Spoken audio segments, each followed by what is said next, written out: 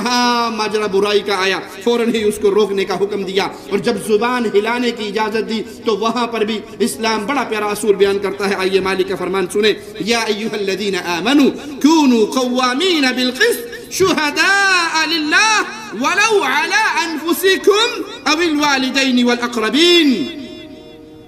اے ایمان والو، انصاف پہ قائم رہو، انصاف پہ ڈٹے رہو، اور اللہ کے لیے گواہی دینے والے رہو، چاہے وہ تمہارے والدین اور قریبی رشتہ داروں کے ہی خلاف کیوں نہ ہو۔ بات حق کی کہو، بات سچی کہو، وہ بات تمہارے ماں باپ کے خلاف جاتی ہو، تمہارے عزیزوں کے خلاف جاتی ہو، تمہارے رشتہ داروں کے خلاف جاتی ہو، اگر گواہی دینی پڑ جائے تو وہ بات کہو، اللہ کے لیے گواہی دو، سچی گواہی دو، جھوٹ کا سہارا نہ لو۔ یہ نہ کہو اگر یہاں میں نے سچ بولا میرے اپنے پھنس جائیں گے، میرے اپنے مارے جائیں گے، میرے اپنے اندر ہو جائیں گے، تو چونکہ وہ میرے اپنے ہیں میں وہاں پر جھوٹ کا سہارا لوں، میں گواہی دیتے ہوئے جھوٹی گواہی دوں، تو قرآن حکیم اہل ایمان کو منع کر رہا ہے۔ انصاف پہ قائم رہنا، انصاف کی بات کرنا۔ اور آج ہمارے معاشرے کے اندر جو برائیاں پھیلی ہوئی ہیں، اگر یہ اصول اہل ایمان اپنا لیں تو معاشرے کی برائیاں ختم ہو جائیں کہ ہم سب سے پہلے اللہ کے بندے ہیں، ہم اللہ کے حکم کے تحت ہیں، ہم اللہ کا حکم ماننے پر ہمارے اوپر لازم کیا گیا ہے۔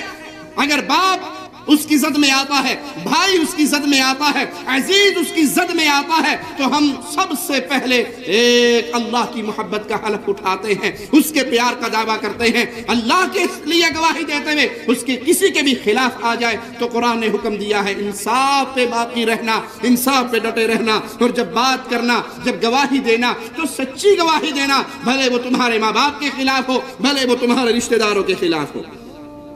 إن يكن غنيا أو فقيرا فالله أولى بهما، امیر ہو یا مفلس اللہ بہرحال دونوں سے زیادہ حقدار ہے۔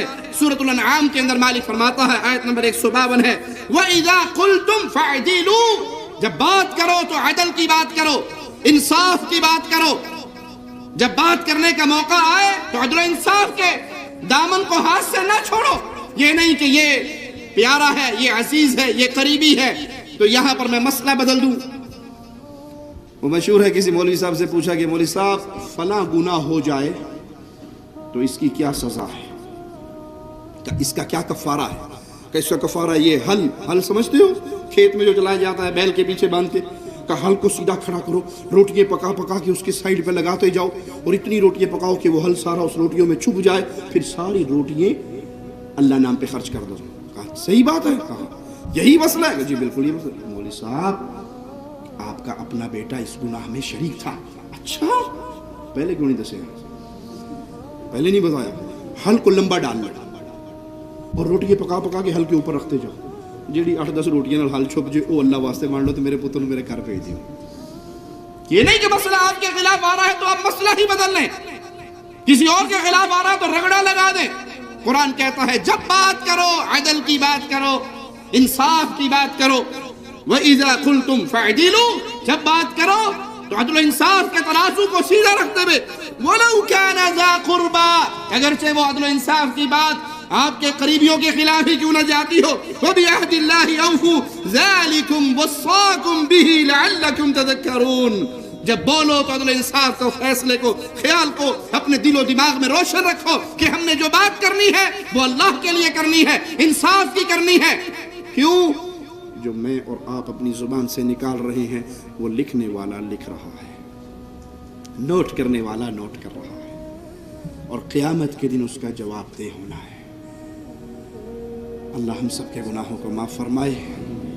قیامت کا منظر بڑا شدید ہے، جس دن کوئی کسی کے کام نہیں آئے گا۔ یوم یفر المرء من اخیہ وامہ وابیہ وصاحبتہ وبنیہ لِكُلِّ امْرِئٍ مِّنْهُمْ يَوْمَئِذٍ شَأْنٌ يُغْنِيهِ، بھائی بھائی سے بھاگے گا، باپ اولاد سے بھاگے گا، ماں بچوں سے بھاگے گی، بیوی خامن سے بھاگے گی، ہر کسی کی خواہش ہوگی سارے پھنس جائیں، مر جائیں، پکڑے جائیں، ایک میں بچ جاؤں۔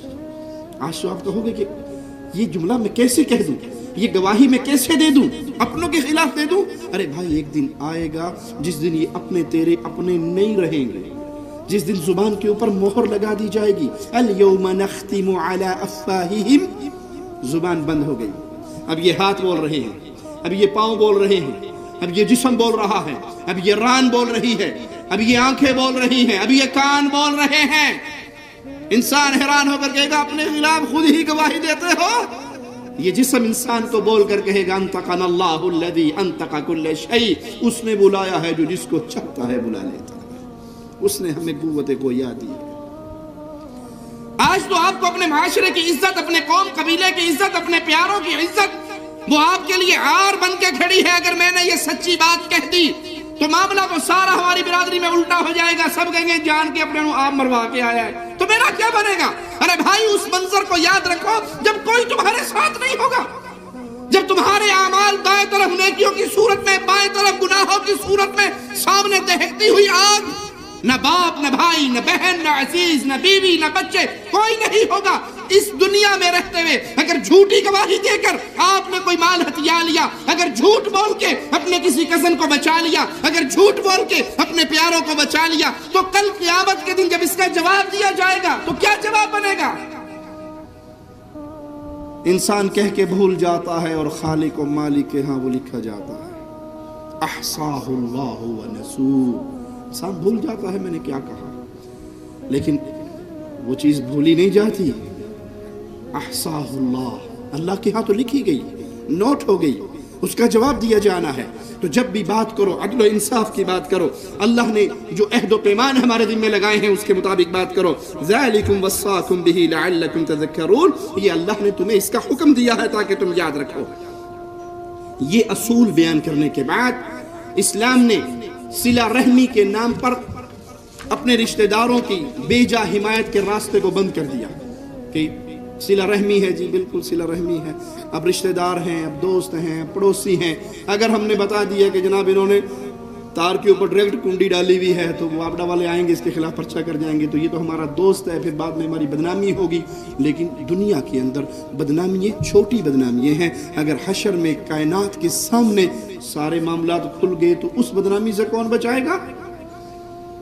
अल्लाह के डर को अपने दिल में सामने रखते हुए फिर अपने रिश्तेदारों के साथ सुलह रहमी, उनके साथ दोस्ती, उनके साथ मोहब्बत, उनके साथ बर्ताव, उनके साथ अच्छा सलूक को बरकरार रखिए।